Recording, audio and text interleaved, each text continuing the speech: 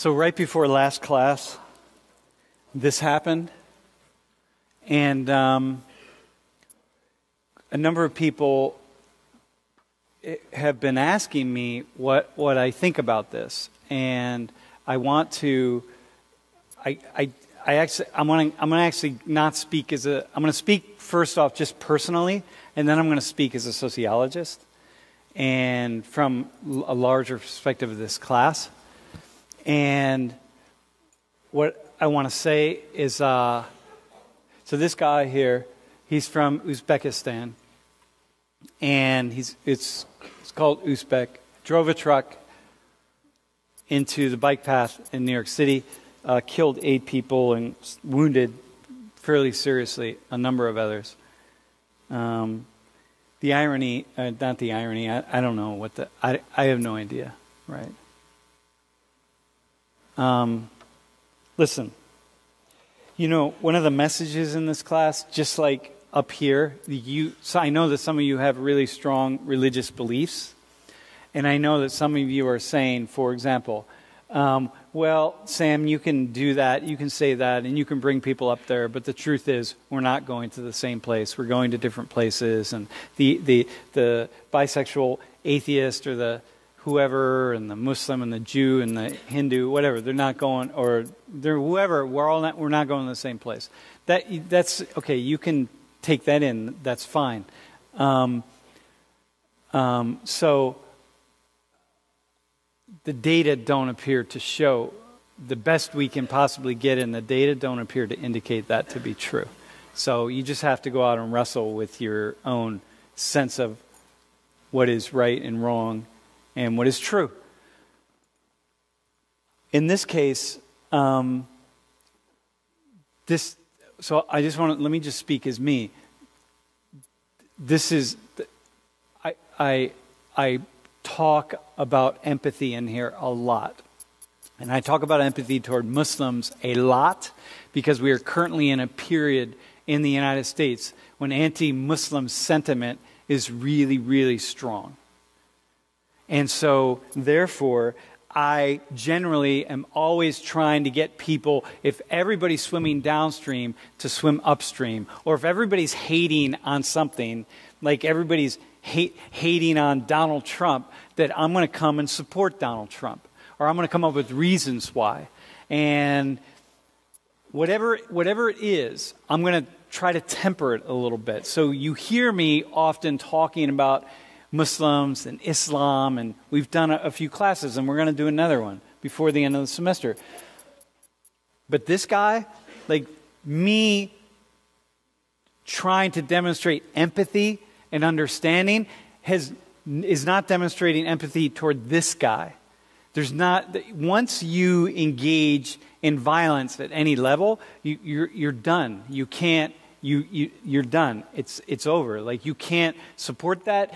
So in case you're wondering, I don't look at this guy and say, well, we need to really try to understand where he's coming from, or maybe, no, I don't have any of that. Like, that's it. You absolutely can't. It doesn't mean I don't want to understand how it is that people get radicalized, although it seems from what people are saying, this guy had actually some mental health issues as well that allowed him to get radicalized. So the degree to which the mental health issues and a radical ideology came together seemed that they sort of converged in a way, right? Saying that, look, you want to understand how people like him are created, how it is that human beings like this guy can make the decision to get in a truck and kill people. That's very different than saying, look, this poor guy or this guy went through something or his people did or whatever. That's completely different. Those are two different realities. So I'm saying this so you don't get confused about where I stand or where I think we should stand as a class or as a society. That understanding what turns people in this direction is what many advanced scholars and people all throughout our military and our law enforcement entities and systems are doing every single day. So we will probably have a conversation, for example, with the guy, the Lieutenant Colonel Bill Edmonds, who wrote that article that you read for the last quiz. So Bill is currently living in the UK as a lieutenant colonel in the Army Special Forces, doing work to understand you heard me say this, understand how it is that guys, to people like this, can make these kinds of deadly decisions. But understanding doesn't mean supporting or doesn't mean pampering these folks or him, right? It's a very different thing. It also doesn't mean condemning all people, because when you condemn all people, you simply alienate. And when you alienate, then people build walls around themselves. And I'll give you a perfect example. After the Sandusky scandal in the United States, Penn State students, my students, everywhere people went and wore their Penn State gear, people were attacking them. So this was in the fall semester. And then everywhere they went, people would say things about Penn State, say things about them, say really negative, nasty things. And people's response to that was not to cower, right? Not to get small and say, yeah, you're right. Even though none of them, everybody was just completely stunned by this horrific scandal that hit Penn State and what had happened. But the response by the vast majority of people who just a week before or a couple weeks before were just walking through their Penn State lives, doing their thing, their response when people started calling them out just for being a student at Penn State was to get emboldened and to respond in really negative ways, like F you. Like, yeah, I'm at Penn State. My students were reporting more people were going out and buying Penn State gear and wearing Penn State gear who had never bought or worn Penn State gear before. And wherever they went, they would make sure back home, whether it was Philly or Washington or California or Texas, everywhere they went, they were reporting, I wore my Penn State gear, just waiting for someone to come at me with this anti-Penn State stuff. So you see, what happens is you attack people, they get more emboldened.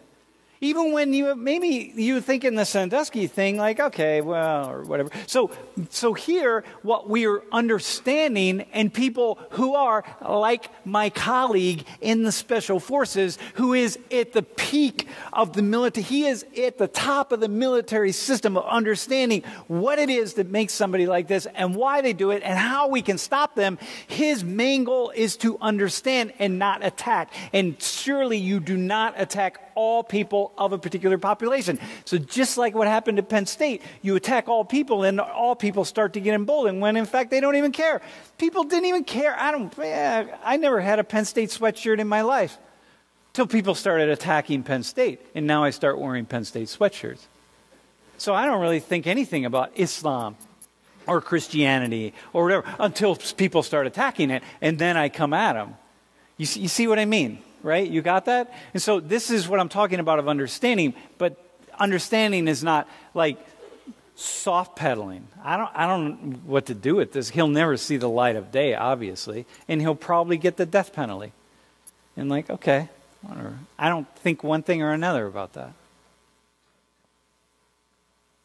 You hear that, right? Do you hear that? So you understand that I'm always talking empathy, empathy, empathy. That doesn't mean it's empathy for this guy or people who commit or want to commit these kinds of things, which we have to stop. It's really dangerous. You got to stop. I feel as much, probably less fear, but I feel a lot of fear.